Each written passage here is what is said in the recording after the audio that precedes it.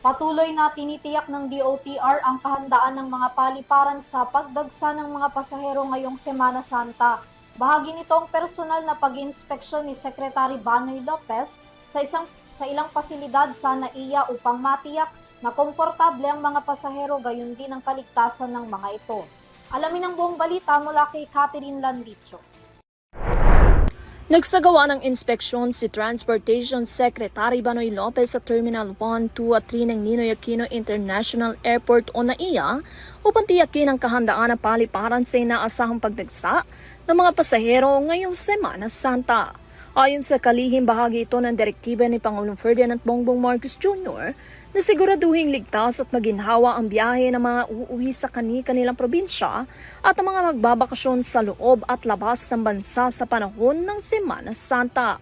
Sa isinagawang pag-iikot, sinuri ni Lopez ang iba't ibang pasilidad kabilang na dyan ang check-in counters, self-check-in ng kiosk at General Aviation One-Stop Shop, immigration e-gates at ang waiting area ng paliparan. Naglagay rin ng mga help desk ang Department of Transportation o DOTR at ang New NAIA Infra Corporations upang agad na matugunan ang pangangailangan ng mga pasahero. Samantala, personal din kinamusta ng kalihim ang ilang biyaherong naghihintay ng kanilang flights upang alamin ang kanilang karanasan sa loob ng airport.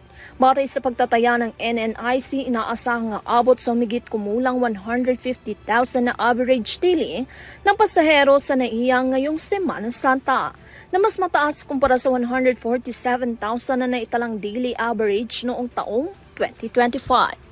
Para sa TV News, Catherine Landichos, mga saludo sa bawat Pilipino.